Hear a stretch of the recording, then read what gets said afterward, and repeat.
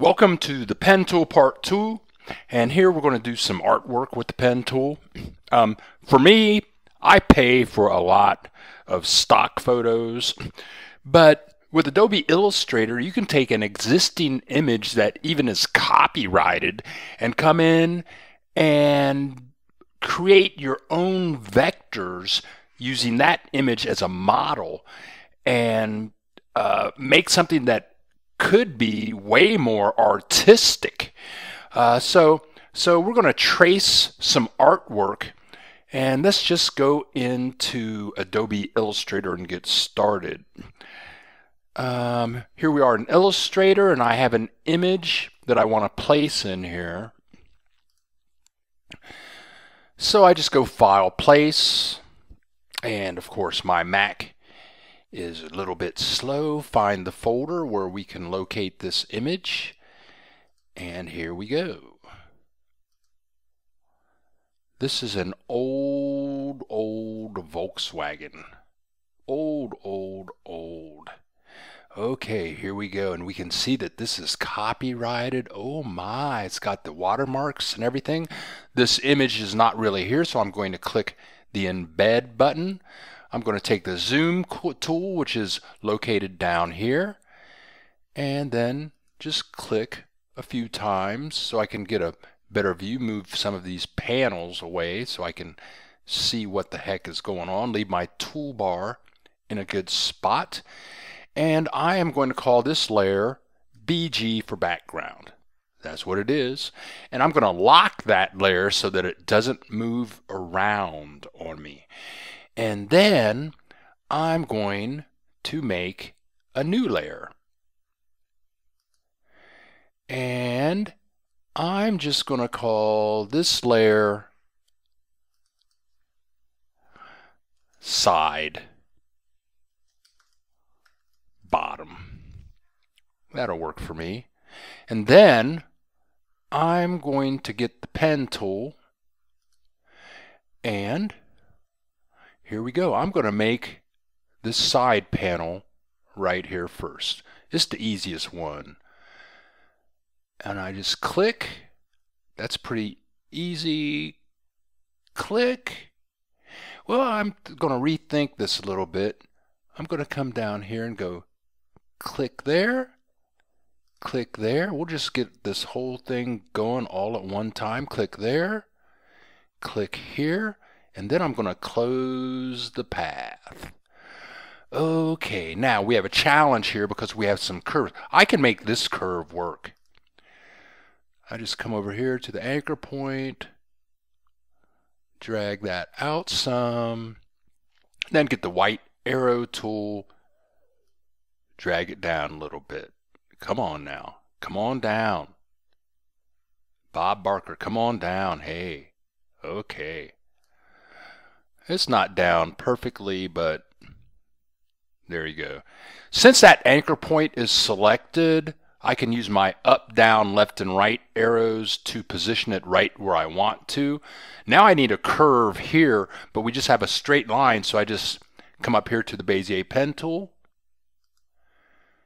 and I'm going to use my up arrow key to move that up over to the side. And when I get that thing to somewhat of a good position, then I get my anchor conversion tool and just drag to create my curve. And that's good enough for me, and that's pretty much all that I want for right now. Okay, but I need some doorknobs. Doorknobs. Where are the doorknobs? Well, with this object selected, I can open the transparency panel, and to find that I can just go Window, Transparency. It's way down here, and if I can see through the door is selected, so if I reduce the opacity, well, then I can see where the doorknobs are, and I can see what I've done wrong over here. Like this is like down a little too far, so I might come over here and get the white arrow tool, select this anchor point, use my up arrow key to position that sucker more appropriately, and then maybe drag this anchor point to a better position, and then drag one of my love handles out so that it fits almost perfectly, and maybe drag this love handle so that fits more perfectly.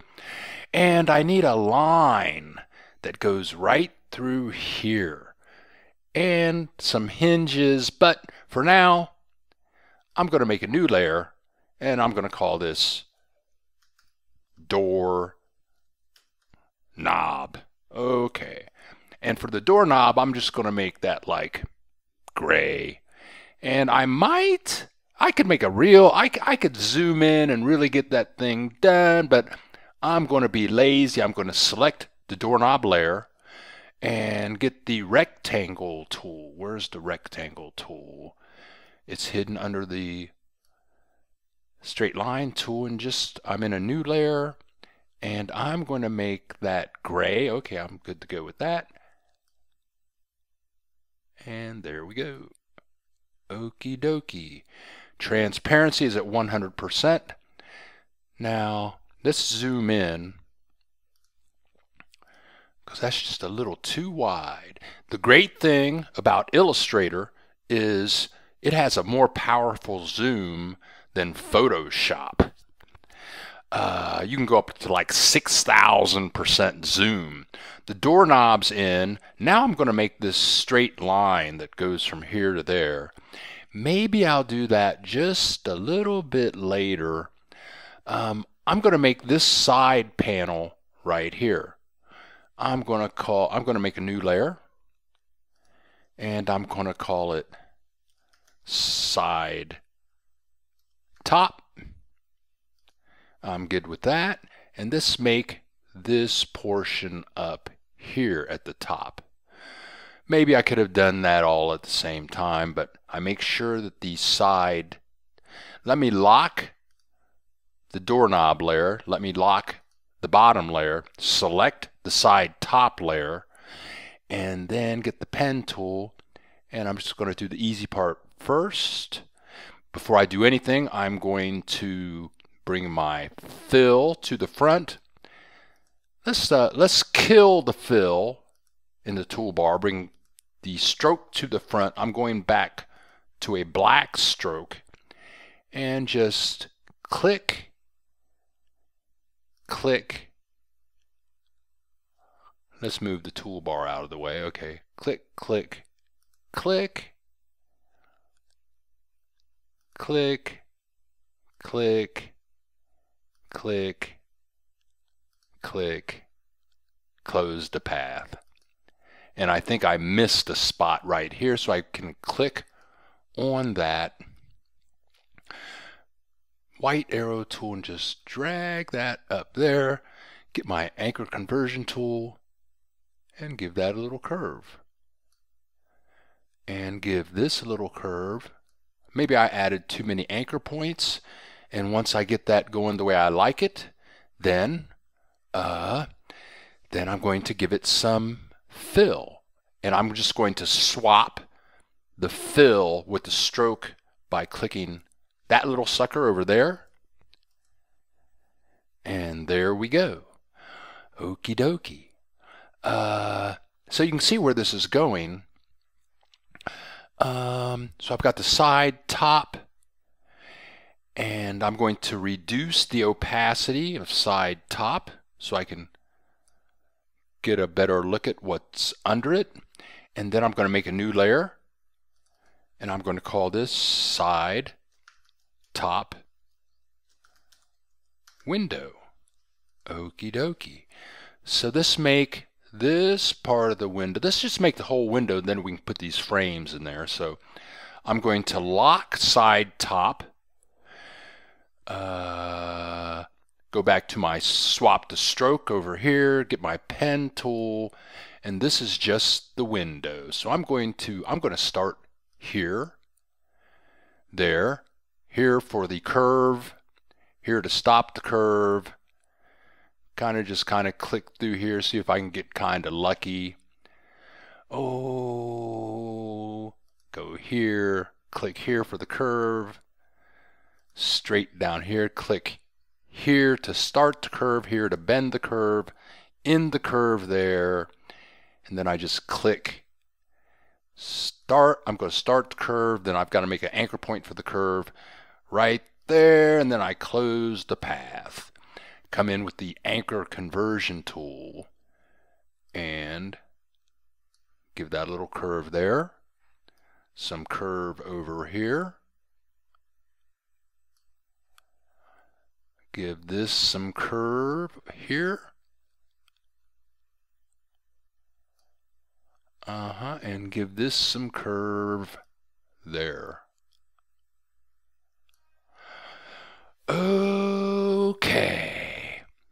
Okay, now I'm going to give that a gray fill.